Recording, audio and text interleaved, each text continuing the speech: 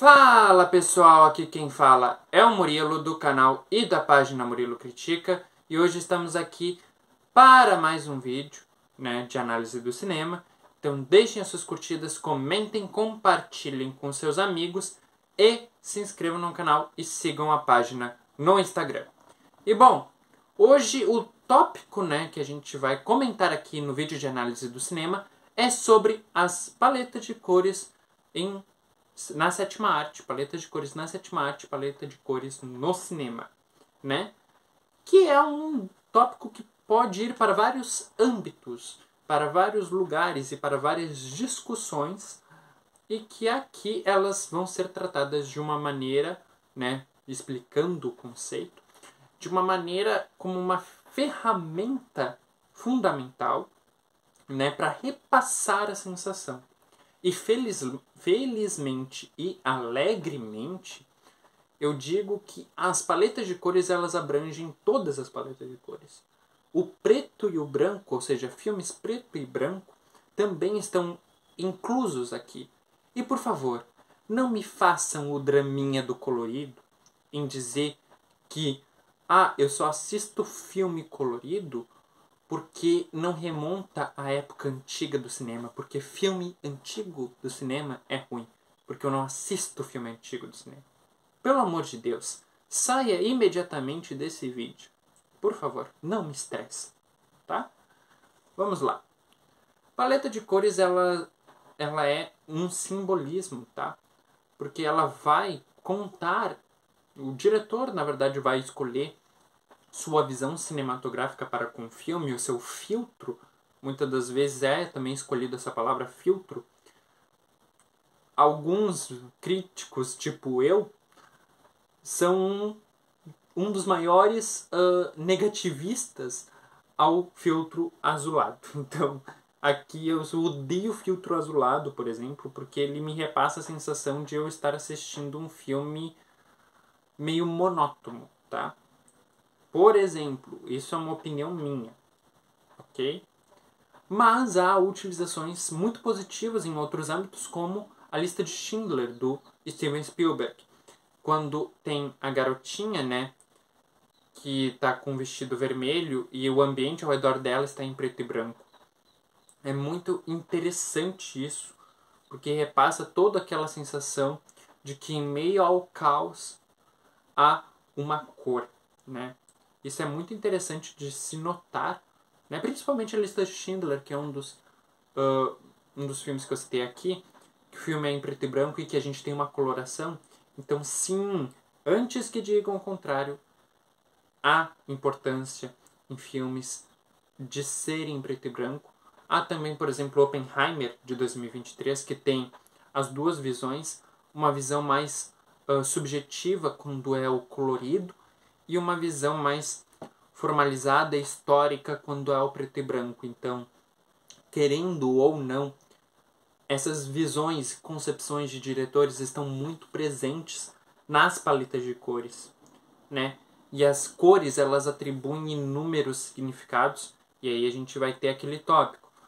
O significado das cores, O significado das cores, as cores quentes, que são o amarelo, o vermelho, o laranja, elas transmitem emoções mais intensas, mais alegres, como a paixão, o amor, Mas também elas podem ser utilizadas como sentimento de vingança, como sentimento de violência, como sentimento de criminalidade, demonstrando o sangue, Querendo ou não, há muita distância e muita distância entre os dois conceitos, que eu mencionei anteriormente.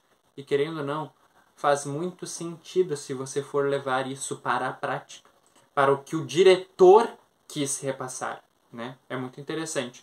Há também as cores frias, como azul, o violeta, o verde, que são utilizadas para transmitir uma sensação mais de equilíbrio, de pacificação, de passividade, tristeza, mas ao mesmo tempo de calma, solidão, Tem essas utilizações. É óbvio que dependendo do diretor, dependendo do contexto do filme e, digo mais, dependendo do contexto histórico do filme, esses significados poderão ser constatados de formas diferentes. Mas, principalmente, o significado do diretor, que o que ele quis repassar em tela, vai surtir muito mais a abrangência da tua sensação a assistir aquele filme, né? Como, por exemplo, Interestelar. Tem uma escolha de paleta de cores ali no final que, de fato, trazem a dramatização para o filme necessária para se ter um apego emocional, por exemplo. E isso tudo graças às paletas de cores e escolhas, né, que o diretor fez, que no caso é o Christopher Nolan. Então, é muito interessante ver todas essas perspectivas, inclusive em filme preto e branco, que vai demonstrar, querendo ou não, principalmente filme de guerra em preto e branco, a vastidão, a tragédia, o luto, a tristeza em amplitude, né, elevada, 15ª potência, depende do quão intenso é repassado esse sentimento, né?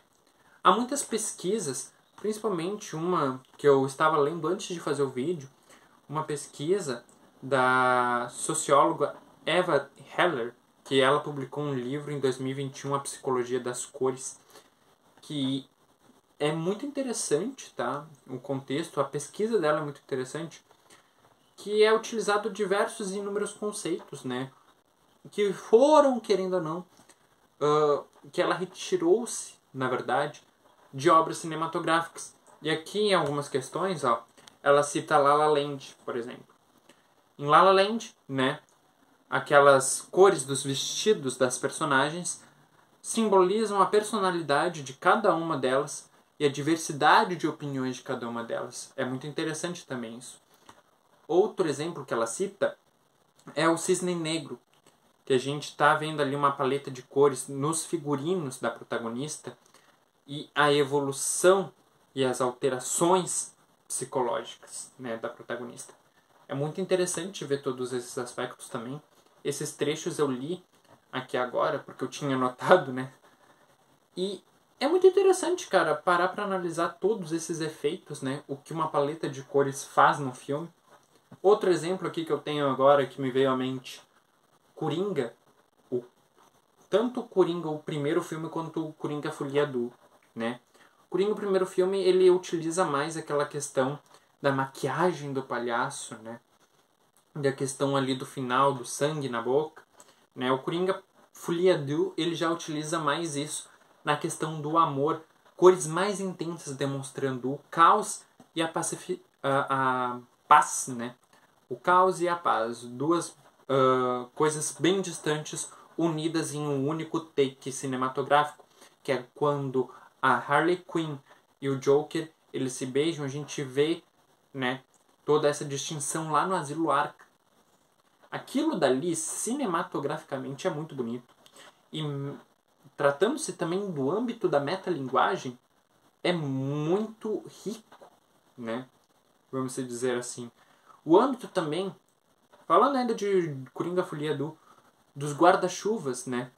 Quando ele está sendo levado de uma ala a outra do Asilo Arkham, do guarda-chuva ser colorido, demonstrando a vastidão dos sentimentos do Arthur Fleck, né? É muito interessante e muito propenso a interpretações diversas, principalmente psicológicas do próprio personagem. É interessante o quanto, tá? Quanto a escolha de paletas de cores na fotografia cinematográfica ela impacta diretamente na tua sensação para com o filme, né?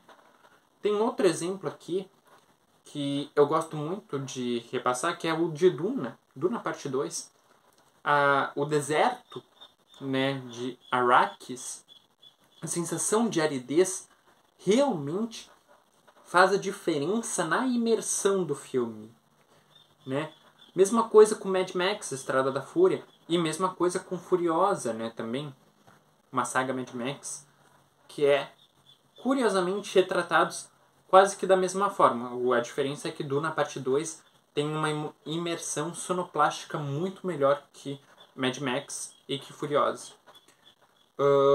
Outra questão aqui muito interessante de se tratar é que filmes preto e branco, reforçando ainda, eles transmitem as emoções também. Então, pessoal que tem preconceito com filme antigo, eu não vou conseguir mudar o teu preconceito enraizado de alguma forma, mas deem uma chance. Explorem conceitos, explorem metalinguagem, explorem a vastidão subjetiva que a sétima arte propõe para as pessoas, né?